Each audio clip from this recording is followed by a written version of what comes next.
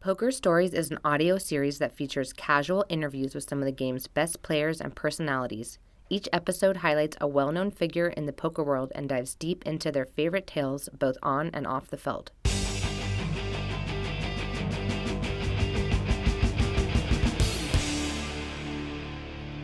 Hello and welcome to Poker Stories, a podcast brought to you by Card Player, the Poker Authority, and hosted by me, Julio Rodriguez. This is episode number 90, featuring one of the emerging stars of the high roller scene, Danny Tang. Danny is 28 and lives in Hong Kong, although he was raised in North Wales in the UK. He started playing poker less than 10 years ago, but he's already managed to win more than $8.4 million in live tournaments. And to be honest, pretty much all of that came in the last 3 years when he jumped on the international high roller circuit. His breakthrough win came in late 2017 when he took down the EPT Prague main event. The next year, he went deep in the WSOP main event, earning $250,000 for his 31st place run. He then went back to Prague and nearly pulled off back-to-back wins, instead settling for 4th place. 2019 was when Danny started winning big in high rollers. He started with a runner-up finish at the Triton Montenegro Super High Roller for $1.8 million, and then he got another $1.6 million and his first career bracelet in Las Vegas at the World Series of Poker. He closed out the year with a new deal to represent online poker site Natural 8 and a 3rd place finish at the EPT Barcelona High Roller for another $940,000. Anyway, that's enough intro. Here's my conversation with Danny Tang. I am here, well, virtually, with the one and only Danny Tang. Danny, how you doing? Yeah, good. What's up? What's going on? These virtual podcasts are new to me because I usually insist on doing these face-to-face. But, different times, we got to go with the flow. Where are you riding out these isolation times? I'm currently in Malaysia, where for the lockdown, it's been near enough a month now. Oh, wait. When did Sochi end? Was it March that ended Sochi? Yeah, it's been about a month, huh? I could look it up right now. It's been over a month then. Oh God. Yeah. It's been almost 2 months. Is it all starting to blur together? Yeah, I don't even remember. I'm sure it's been over a month, so it must be almost 2 months. Yeah, I came straight after Sochi, and I've been here ever since. And are you good at it, or are you itching to get out again? I think I've had better quarantine than most people's having, so I can't complain too much. I have friends around me. I'm in a lockdown in a hotel. We're all in separate rooms, but we all came straight after Sochi, the group of us, and we all just gathered to have like dinner, lunch together, and then we play poker together. So it's not been that bad, Mm-hmm. Yeah, it could certainly be worse. We have a question here. What's the most entertaining thing that you've watched, read, or listened to since quarantining?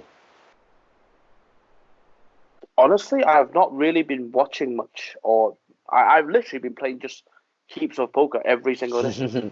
It seems to be the time to do so. We're experiencing a second boom.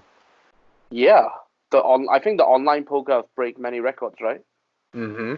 Well, maybe that's a good segue to get you back to the beginning, because you're on the younger side of the high rollers these days. What are you, 28 now? 27? Yeah, turned 28. All right. Happy birthday. Thank you. Yeah. So where were you during the first poker boom? When was the first poker boom? So let's categorize it as post Moneymaker, 2003, 2004, really taking off with the World Poker Tour, televising their final tables. So 2003, I was illegal to play, right? Exactly, yeah. Yeah. But I was not one of those like wizards who started playing when they were like 15, when they were on, back in the days online. No, I was not that. I picked up poker when I was like 20 years old. And it took me many years to get okay at it. And I would not say I'm on the younger side of the high rollers. I would just say I'm on the luckier side of the high rollers. What do you mean by that? I I mean, ever since stepping my foot in the high roller community, I've just been blessed enough to like really shot to the top. You know, I'm not saying I'm at the top, but like I've just had an easier road than most people after I stepped my foot into the high roller community. You know. Well, let's talk about your introduction to poker. How did that come about? I mean, was this just a home game with friends situation? You know, did you play with family? How did it work? I played like a couple of home games when I was in Hong Kong. My brother introduced me to the game with his like finance colleagues, and I was when I was younger, I was just always hooked at like gambling games, like card games, Hmm. not specifically like roulette and stuff like that, but like just skilled gambling games. You know, like something like I mean, I think more Asian people will be familiar with these games, like something like Pineapple, something Hmm. like Big Two, or like Mahjong. You know, these games I was always like hooked to. I was not necessarily good at it, but I would just enjoy playing it. And And these then my games were, brother, because you grew up in what, Manchester? So no, these, I grew up in a small town in Wales called Wrexham. oh, okay. So Yeah. was the culture the same there as it is in Hong Kong? Obviously not. No, but I would, pick up these. I would get these moments to play with my family on like Christmas, New Year's, and then whenever it was summer holidays, I'd go back to Hong Kong and I'll play with my family with these games. Like I was 15 and I would like be on the table playing with a bunch of adults playing mahjong for like small amount of money. Hmm. Yeah. So you feel like Uh, you had gambling in your blood. Yeah, oh, for sure. And then my brother introduced me to poker with his colleagues, and I was like on and off it. And then eventually, when I went to Manchester for university, the first year and a half in university, I spent a lot of time partying. And then eventually, I ended up in a casino. I was gambling money away. And then I found poker again. And I was like, oh, I'm familiar with this. Like, and I'm losing money at a much slower rate in poker than I am at like baccarat or something. Sometimes that's all it takes, right? Yeah, What for could sure. stretch my dollar the furthest? Yeah, and then I start like watching like high stakes poker, watching these EPT coverage, and I was just super buzzed, like wanted to be part of it. And then I started traveling to, no, I was going to like local casinos like 2v5, Grosvenor's to play these local tournaments, and then I went to Rob Young's Dust Till Dawn, had a few scores there, and then went to my first EPT. You know what? This is close. I don't actually remember if my first EPT, maybe my Hendo Mob would show if my first EPT was Barcelona or Dublin. It was one of those. You have a cash at EPT Barcelona in 2015 in a 1K. Yeah, then it must have been Barcelona. Yeah, it was Barcelona. Ah, yes, yes, yes, yes. Barcelona, because I remember just before Barcelona, didn't I have like a five-figure score? Yes, you finished second in Nottingham in a deep stack event What was for that for? 32,000 pounds. This is hilarious. Right, this story is quite funny. Go So for it. I remember I was walking, the main corridor towards the card room, right? Where in Nottingham? No, in Barcelona. Oh, yes. Yeah, so I was walking towards the card room ready to play a tournament, and all of a sudden I have all these media like taking photos and stuff. And I was thinking, what? There's no way they're taking photos of me for like, becoming second in a 33,000 score. At the time I was naive enough to think that there was a slim chance of that happening. But no, I turned around, it was PK, Neymar, and Oli Shimian. And at the time Oli Shimian was huge Yeah. already. So they were taking photos of them and not me. I was just in the way. Wait, who's that second name you said? Neymar? Neymar PK, Gerard PK, the footballer. Exactly. I think they were taking photos of him more than Yeah, for anything. sure. But exactly, like and Neymar, All and Neymar, all the Name, respect in the world to Ole, but I'm pretty sure the football outweighs the poker there. for sure. Like, but at the time, I was naive enough to think, oh my god, the media's like noticing me. But no, like it was just stupid. Yeah. Well, we're noticing you now. So sorry we weren't existent back then. So yeah, I think if somebody were to look at your tournament results, they would be very surprised at how quickly you ascended up the ranks to these high rollers because, you know, early on in your career, you were playing these 100, 200 pound, 500 pound tournaments with regularity. When did you start seeing the shift happen, moving up in limits, that kind of stuff? Uh, when I was in Europe still, I thought moving up the ranks was very, very hard. Like, because in Europe, like for you to move up, you had to be extremely good. Like, like I remember back then I would see like someone like Luke Schwartz, in Yeah. London playing a cash game where at the time for me it was huge already. I don't even remember. It was like maybe like a 25-50 game, you know, pounds, or maybe a 10-25 game, which is considered massive back then. But eventually I moved And back today, to I moved back to Asia, and I noticed the stakes in Asia are way higher, and the skill levels are not equivalent.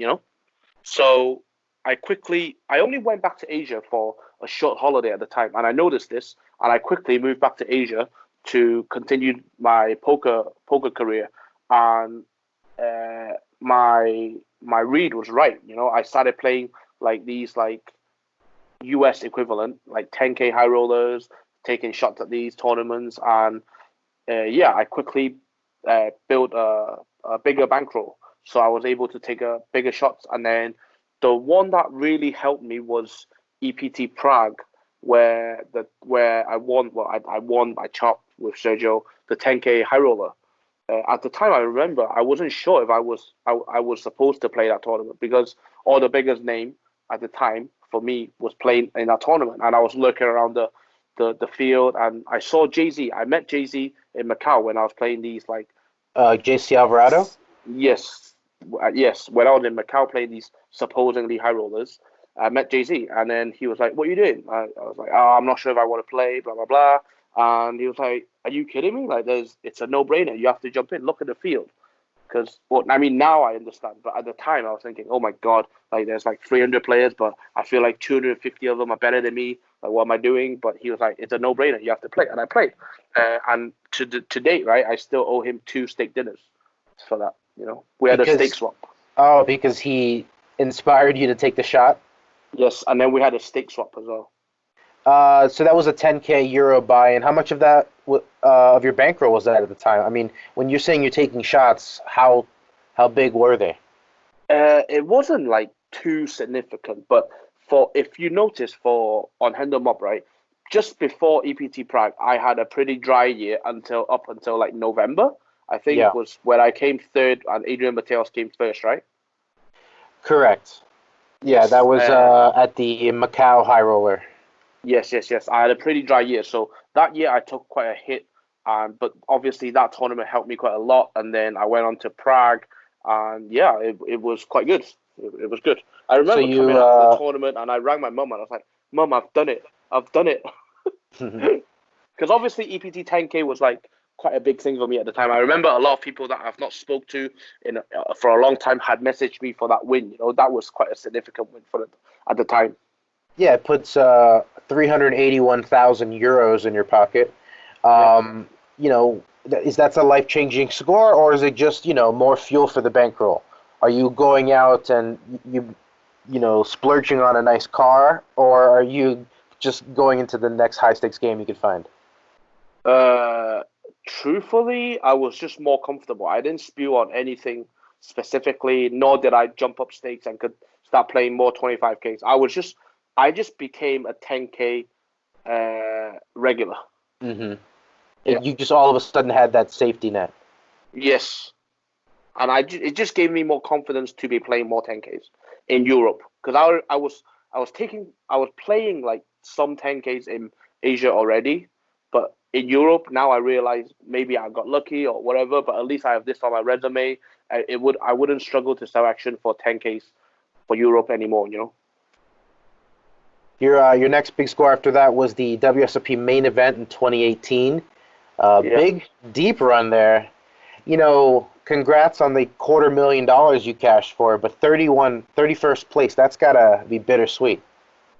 Yeah, but I don't actually remember much about the whole journey anymore. I only remember I was in a house with all my buddies, like the Nectarate guys, Victor, Soiza, and then Natalie, those guys, Fashara, those guys. And then I remember all of us were on the same Uber for day one, okay?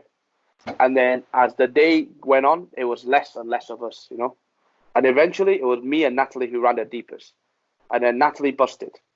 And it was me taking Uber by myself for day, I don't know, 6 or whatever it was. And yeah, the biggest thing I learned from that tournament was to control my emotion and to improve on my short stack. So I took some big takes away for that tournament. I still think, although it was bittersweet, maybe I'll never be so close to the main event ever again. But I think I've benefited still from that tournament. People say that and then they run deep the very next year. So it's possible. It's doable. Mark Newhouse got 9 2 years in a row. So yeah. I mean, it's a shame I didn't. I didn't even make day 3 the year after. Well, there's still plenty of time in your career. So when did the high rollers become the official part of your rotation? It was, and then after that, I was like playing the odd 25K here and there, some Barcelona ones. So how does that happen? You're just taking shots with your own bankroll, or does somebody notice you and say, hey, I think you should be moving up, or... I mean, the thing is, I think 10Ks and 25Ks are not much difference. I've always said this, okay? It doesn't necessarily mean a 100K is softer than a 10K, I know 100K is tougher than a 10K. Yes. There's a lot of very good players at 10Ks that would never take shot at 100K. Whereas 100K is just a packed field of the very best players and a few VIPs.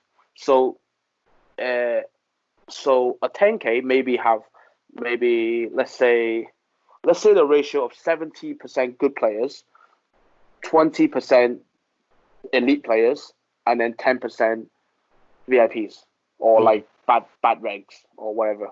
Okay, whereas a high roller it would be 85% elites or 90% elites, and then 8% VIPs, and then 2% average ranks. Okay, so moving up was not always like a massive thing in my mind, but I would only seek for like the good 25Ks to play, and it wasn't easy. 25K at the time wasn't easy to sell still, because I had only had scores in 10Ks, and then every time I played a 25K, I never really had a result. And then eventually I had a friend. At the time, I already know Paul, okay? Paul Pa, the founder of Triton. Triton, yeah. I already came across him, but we were never had a close relationship. But then one of my friends introduced me to him for Montenegro 2019 Triton.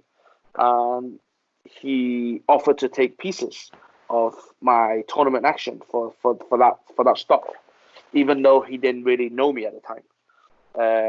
And luckily enough, I came 8th in the 50K, was 65K US, 65K US 8 max. Was it 6 max or 8 max? I don't remember. It was a 6 max. Yeah. Yeah, and I remember at the time when I came 8th. Was it 8th? I came 8th. Yes. Yes. I was already thinking, okay, so as long as I only do one bullet in the main event now, I can't be losing much for the tournament. You locked up a profit, yeah. Yeah. And then, luckily enough, I came second in the main event, which was like the biggest score of my life to date, right? I think it still is. Yeah, that was you were part of the Bryn Kenney year of victory when he got you there. No shame in losing to that guy, number 1 all time. No. Yeah, so that's not only is it life-changing money-wise, but it puts something on your resume that is there forever. I mean, that's the evidence anyone needs if you ever want to play anything, right? It just gave me an opportunity to work closer with Paul as well, Mm-hmm. And now, obviously, my opportunity is like sky's the limit now, Well, Uh, let's I get to go. Sorry, I cut you off. no. Go continue. Well, I just wanted to before we wrapped up the tournaments, get to the big bracelet last summer, 50K high roller, $1.6 million and a new shiny piece of gold. The first question is, Yeah, where do you keep the bracelet? Do it's you have it just displayed or in a box or no, no. Like the only mini display, like I have like a what do you even call it? like a Like trophy a case? yeah trophy case. It's in UK, but my apartment in UK is actually rented out right now. So yeah, I have not had time to really move everything together and have like one big case to like display all my trophies. So my current bracelet is just laying there at home in Hong Kong. Well, one day it'll get its Yes, proper. yes. Do you Hopefully, think I get a you'll few more. do you think you'll ever wear it out? No, no, definitely not a Scotty Wing kind of guy. Yeah, that seemed to be his MO, right? Get them Yeah. all jangling on there. Yeah, so what does it mean to you to be a bracelet winner? Is that something that you looked up to or cared about when you were first getting to poker? One day making it to Vegas and winning a bracelet, or is it all just about the money? I never thought about it.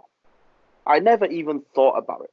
Even when I had all that success, because I won the bracelet after I had some sort of success in poker, right? Yes. Yeah. But when I started playing these events, I just never really thought about it. Like when I first went to Vegas, the first time I ever went to Vegas, I actually found a table in a shootout. And I remember at the time, I didn't even really think about the bracelet. I was just thinking about getting, laddering up and making more money. And then the years after, anytime you play in an event, you're playing in an event where there's like 2,000 players, or at least 1,000. So you don't even dare to dream about the bracelet. And then this time in a 50K, yes, it's a much smaller field, but you're competing against the best in the world. And who would have thought like it would be this tournament to win? Like the 50th anniversary in the 50K. I just never really thought about it. Even on the final table, Brandon Adams, I think at the time, had a lot of chips.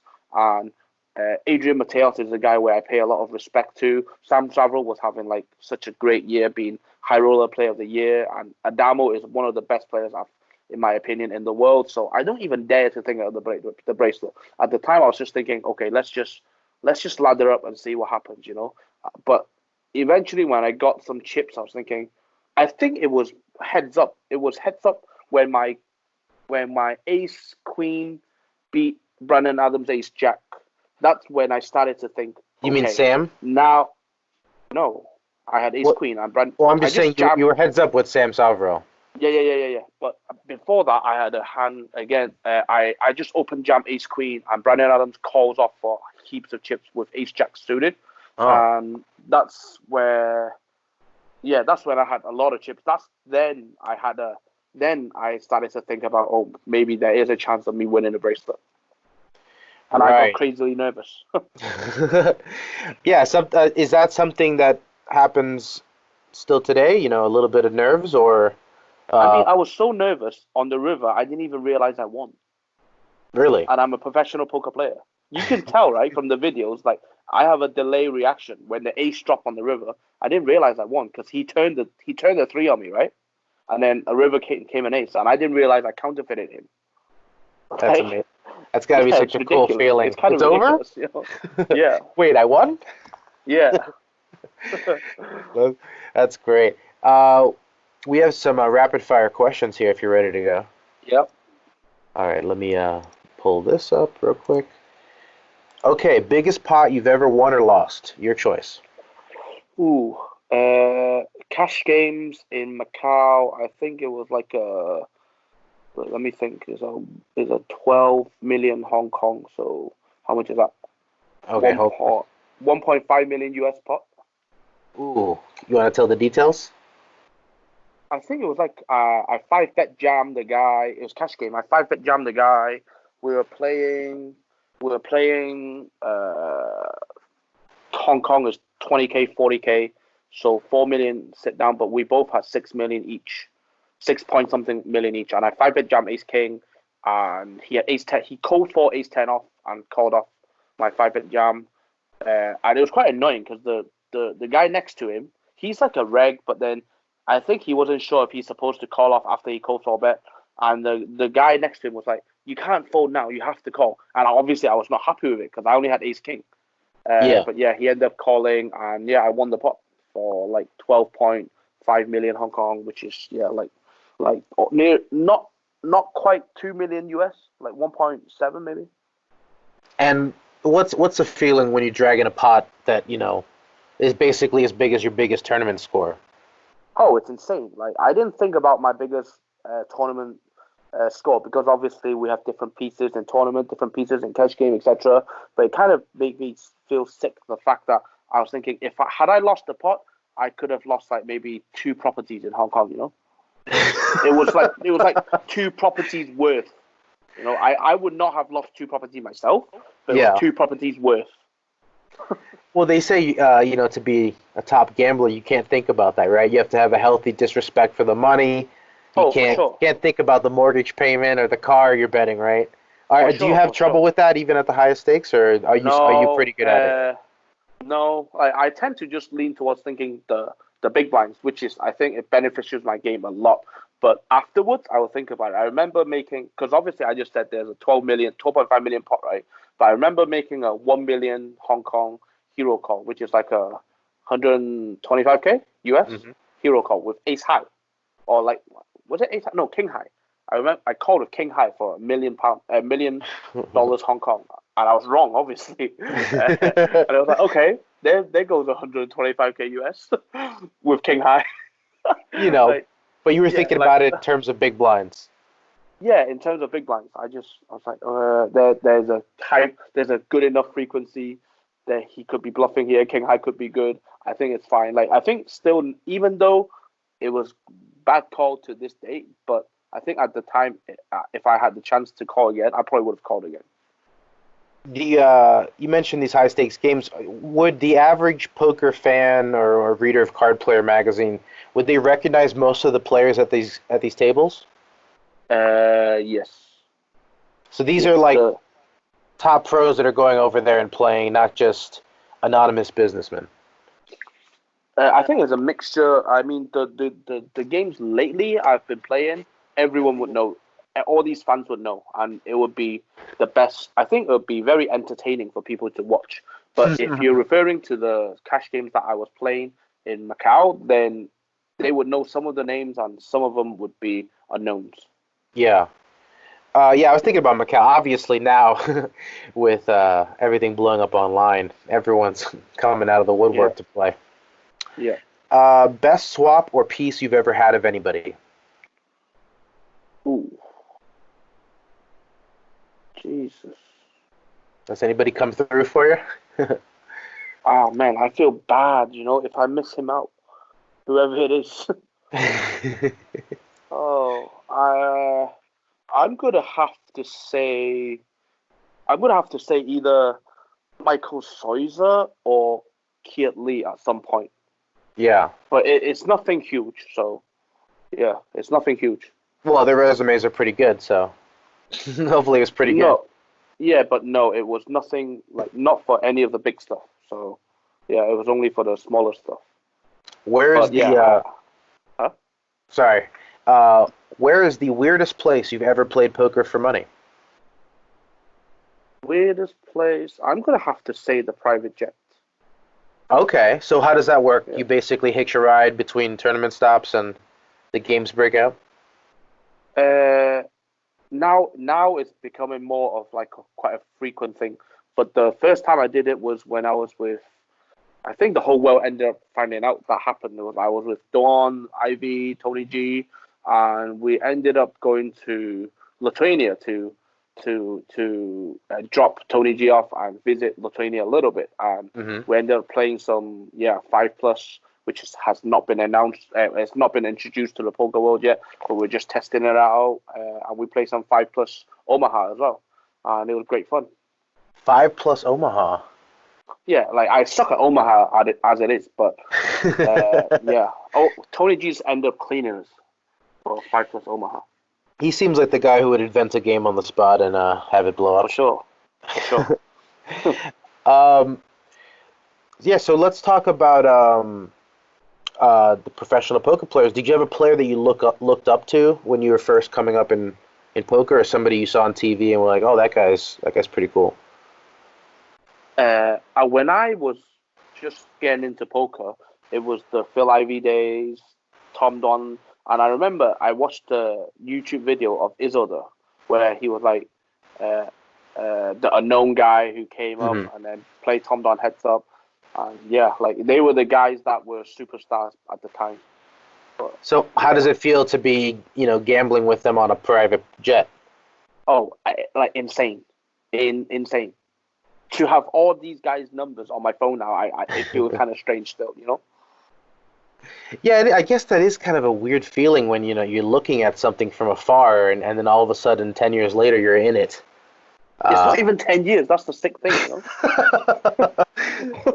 I keep forgetting how young you are. Yeah, exactly. Yeah, it's crazy. Like I was skiing with Tom Don like in February this year. Like how could that ever happen? Then after skiing, we played a bit of poker, and afterwards we were flipping in the same hotel. Like how does that even happen? Like things like this still like I wake up. I'm like I'm just so blessed to be where I'm at sometimes.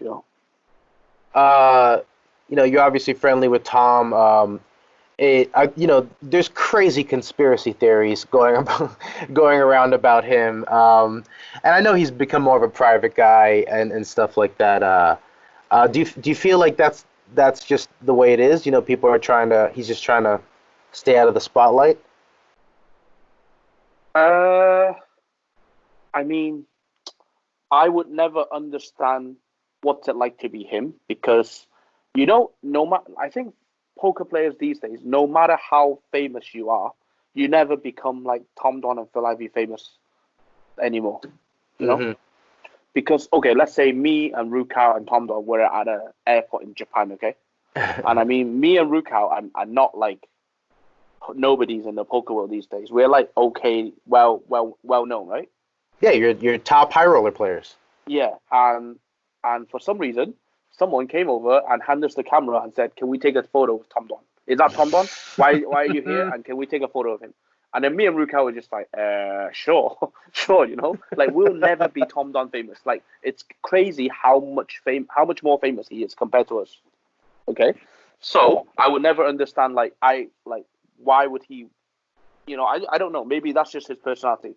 But after getting to know this guy properly, he is actually a very, very decent guy. Maybe he just wants to keep his life to himself. Well, what about you? Is that something you want for yourself? Do you want to be, obviously you're a brand ambassador for an online poker site, so you want to be out there and promoting. But is that something that you want for yourself? Do you want to be the world famous poker pro like a Phil Ivey type, or would you rather be the quiet type who collects the money and is more anonymous? I do enjoy the fame. I'm not gonna lie, but until I'm that famous like these guys, maybe when I'm them, maybe I don't enjoy it as much. But until I'm them, I do want to be like them, of course. Right, the grass is always greener on the other side. Yes, exactly. What was your worst job before poker?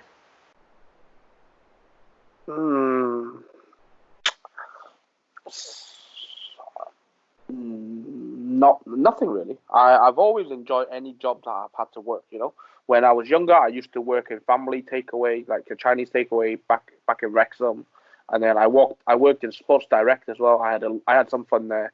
I mean, the managers were not very nice, but whatever. I had fun with like a lot of my college friends that worked at Sports Direct as well. And then when I was in university, I was a promoter for clubbing events. And yeah, then I picked up poker, and that was it. Never looked back. If you didn't have poker, what would you be doing? Oh, God. It's a scary question, right? I think I would be into some sort of jobs that require a lot of talking, like a salesman, like an insurance guy or something. You think, make money by talking people into buying stuff. You think you're good at that? Yeah, I think my networking is relatively good. Does that ever work for you at the table? You ever get somebody on the fence and you're... No, but it works for me when it comes to relationship with like businessmen or getting into games and stuff like that. What was your largest non-poker wager? My what? Your largest non-poker bet? Like prop bet or maybe sports bet, pit bet? Nothing huge. Like I'm quite a safe guy. Actually, no. Maybe something on the pit. Maybe something on the pit, but still not huge. Like maybe like 100, just over 100K US. Not ridiculous, But I like how you're saying it's not ridiculous and it's six figures. it is ridiculous, but I mean, yeah. I mean, it's lucky that I doubled up, Wait, so what was it like? I'm guessing you put it on black, or was it one-handed blackjack? I remember. I don't even know if I want the whole world to know about this, but but yeah, I went to Aussie Million and we were at Sun City. Sun City really look after us. We had cars like picking us up from the airport, etc., etc. And then we paid a visit to the baccarat tables to say we got our card done, we got our room sorted, everything. We were just going to go there to play a little while, just to just to say hi, basically. But the session ended up south, and I was gonna lose an amount of money that the Aussie Million could not have. Like, if I play all the tournaments in Aussie Million, I could not have lost that amount of money. So it was going to be like a very bad first day of Aussie Million, But yeah, I ended up doubling that up, that exact bet up, and I was fine. Regarding our prop bets, it's my current weight loss bet, but it's been delayed and delayed. It was originally delayed because I don't know why. I don't know how I managed to delay the first time, but the second time is because of the coronavirus, where I'm unable to go to the gym, etc. But I have like a bigger mountain to climb now because I've put on a lot of weight since the quarantine started. Yeah, if you're trapped with nowhere to go, it's kind of hard to shed the pounds. Yeah. Unless you're eating very well. What is a talent you don't have that you wish you did?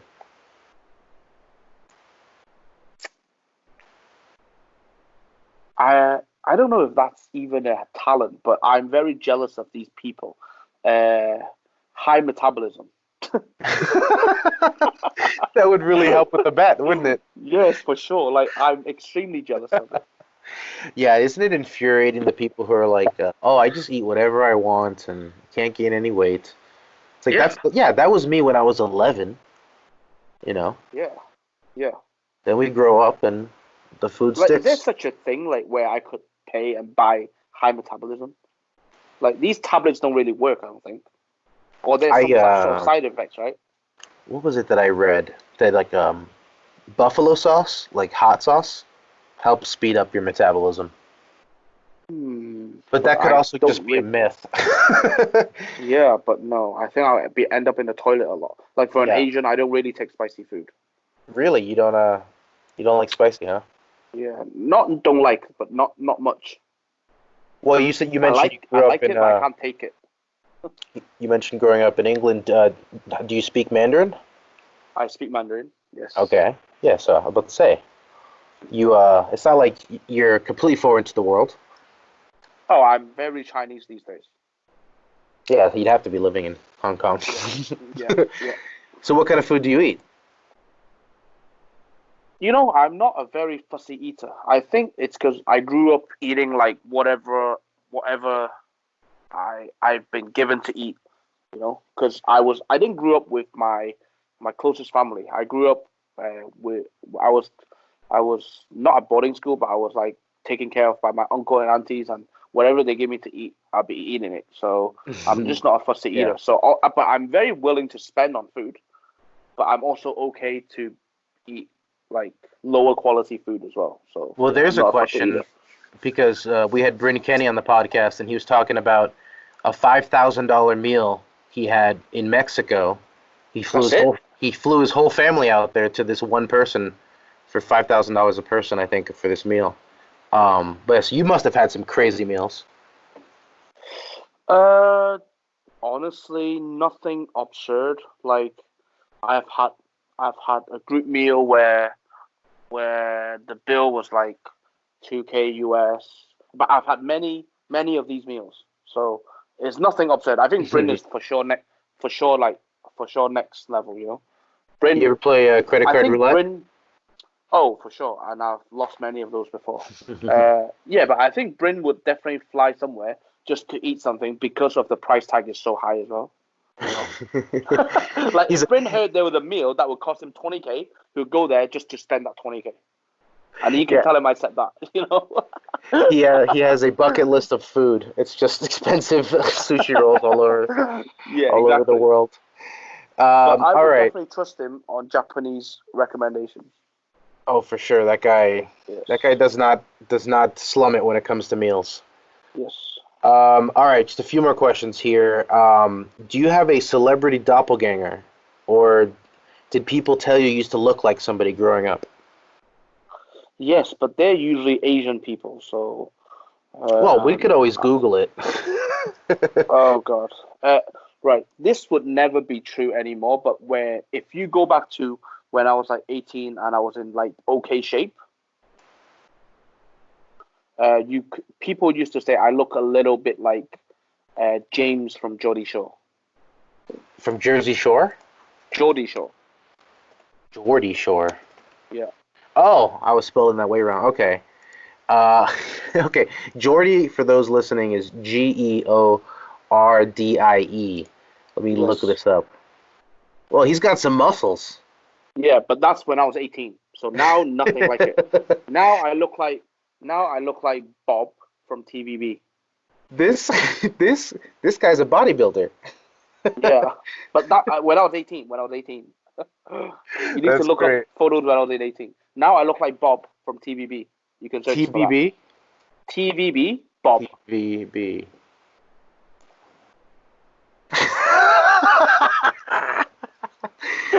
Bob Lamb. That's hilarious. Uh, Oh, guys, if you're out there listening, you got to Google that. Bob Lamb. All right. Favorite. Oh, sorry. Headphones on at the table? Yes or no? headphones, what? Do you have headphones on at the poker table? Occasionally, I don't mind. I can have it on and have it off. Okay. And do you have a favorite album? Ooh, I've been reading like these posts on Facebook recently. You know, where people are nominating people and blah blah blah. I Hmm. actually don't really. I've never been a guy that just listened to a whole album. I think I'm that's a more like generational thing. yeah. You didn't But buy I CDs. no, but when I remember the last album, the full album I really enjoyed was Linkin Park. What was that album called? Where it Hybrid had like Theory? no, yes, Mm. yes, it had Numb, One Step Closer, Somewhere I Belong, blah blah blah, and the Faint. Eminem one as well. Yes, Faint, the Eminem one as well. The I was the big into album Linkin Park. I guess it was the 15 years ago at this point. oh I was so upset when Chester passed away. Yeah. They were still putting out music right up until the end. They had a few radio hits. I don't know Yeah. if the rap rock genre It's one of my survived. biggest regrets to date still that I've never seen Linkin Park live. Yeah. Like Well, what since about I've been able to afford myself to go to these stuff, I never really picked up time to find time to do it. Yeah, now I don't have a chance to do it anymore. do you have a favorite show you have been to? No, but I remember seeing like Rihanna and Eminem live before, and yeah, that was pretty cool. And I remember where Eminem sang. Didn't Eminem have a song called Lighter? Yeah, I think didn't it was a duet, right, with her? Was it with Rihanna or was it with Bruno Mars?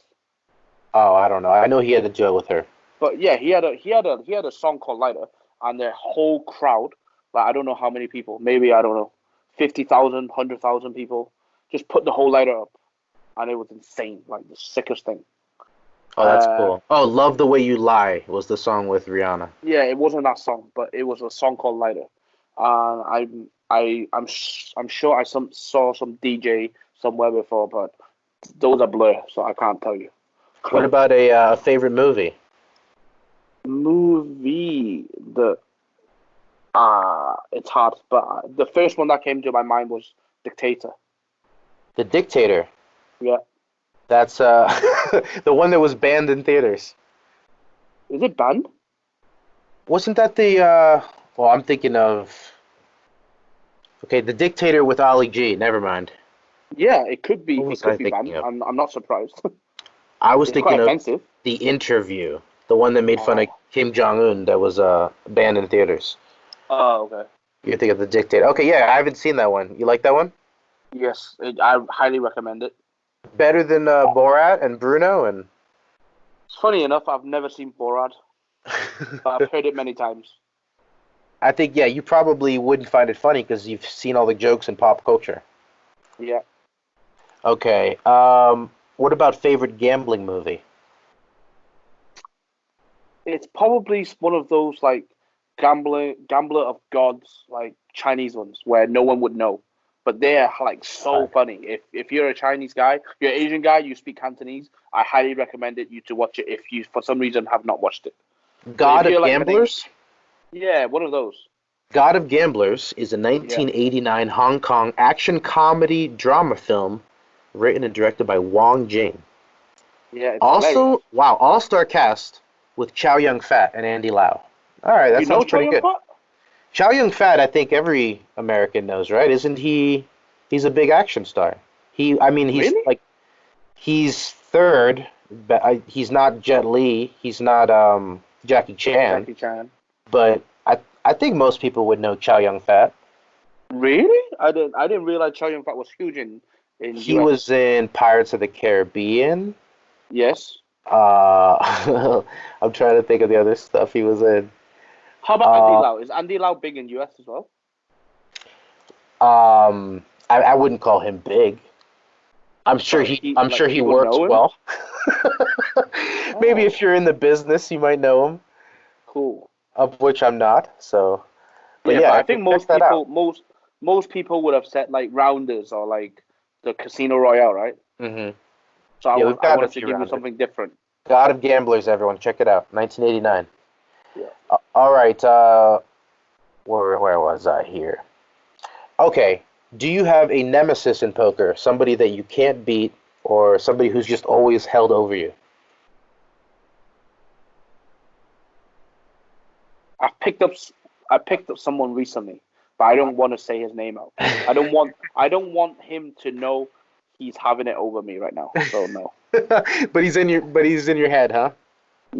He's in my head, and I'm like, I mean, I wouldn't even say I cannot beat him right now because lately the last few sessions I've done quite well, so it's okay. But if you say friendly wise, I would have to say. No, I cannot think of someone. Like okay. Michael Adamo. Oh, okay. Yeah, but he's just beating me, you know. It's not like a variance thing. He's just fucking beating me, you know. Sorry, I shouldn't be swearing, right? No, you can curse all you want. It's fine. Yeah, he's just beating me. He's just Whereas the other one that I didn't want to mention. No, I don't want to mention him. I don't want to give him the satisfaction. Yeah, exactly. It's quite unlikely he'll be listening to this, but I still don't want it to ever get to him. Well, that leads me to my next question. Who's the best poker player in the world right now, other than yourself? Yeah, in my opinion, Michael Adamo as well. Mm-hmm. Australia's own Michael Adamo. You know, it's funny. I asked Michael for an interview right before the final table of that 50K that you won, and he turned me down. He's not these kind of guy. Yeah, he's very focused. Yeah. So, but I will get him on the podcast one day when he's willing to open up. All right. Let's see. Do you have a bold prediction for poker's future? Oh, it's hard to say, but I think short deck will become a bigger thing. Mm-hmm. I hope it becomes a bigger thing.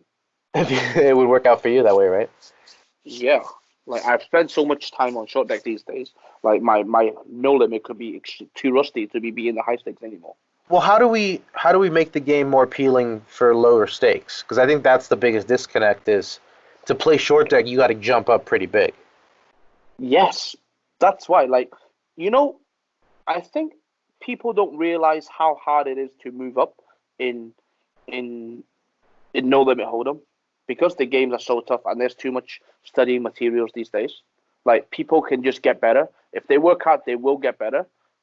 Whereas short deck, everyone really does have a chance, and like the edge between short deck and the game. Okay, it's not really new anymore, but let's say for myself, I feel like I have improved crazy amount as a short deck player, like in the last year or so, where anyone can really achieve this in the world.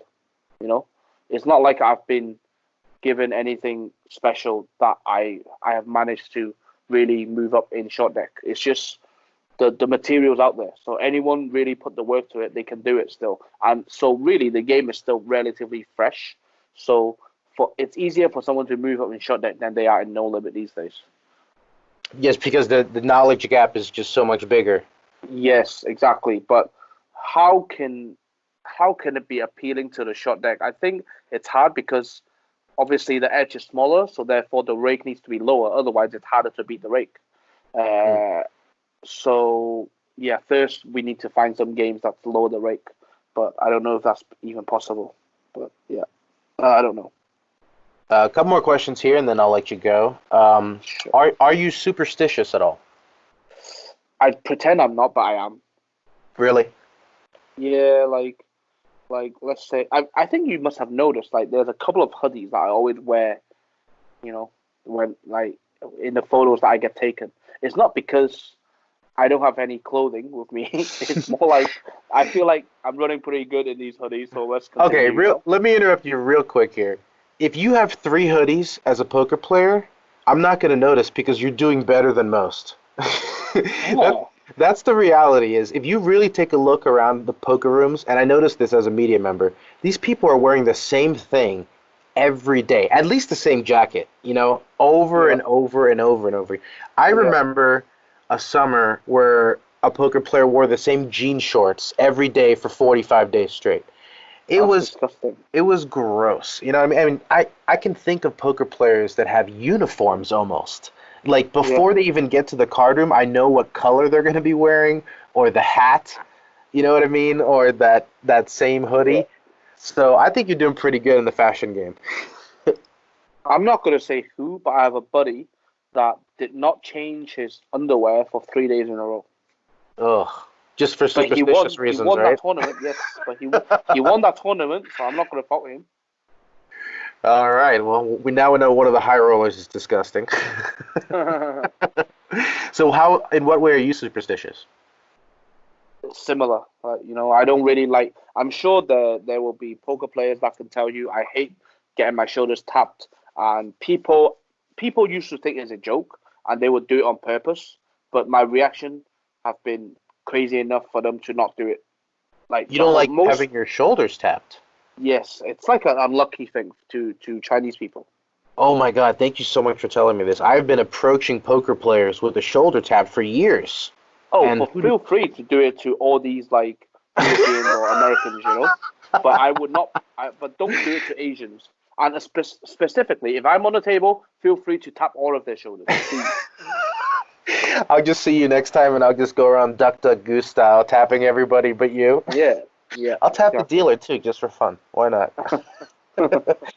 All right. We end the podcast the same way every time with a question from the random question generator. You ready? Let's go.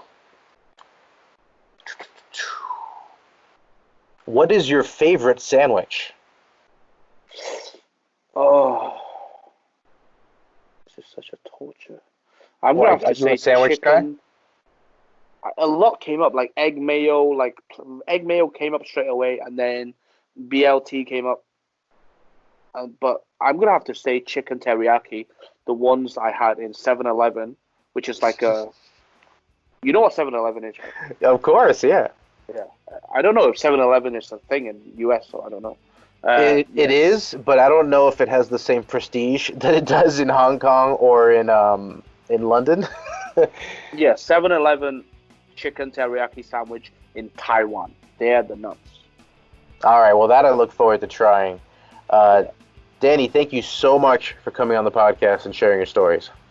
Thank you for having me, man. That's it. That is the show. Thank you again to Danny for not only coming on the podcast, but also for recording it at 5 a.m. his time.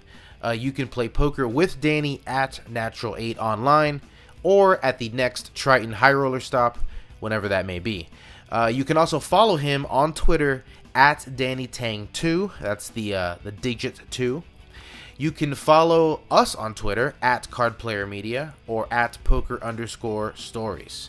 Don't forget to do all of the things, such as subscribe, leave a 5-star rating, and a nice review. Let us know about it with an email to pokerstories@cardplayer.com, and we'll give you a free digital subscription to Card Player Magazine. Thanks for listening.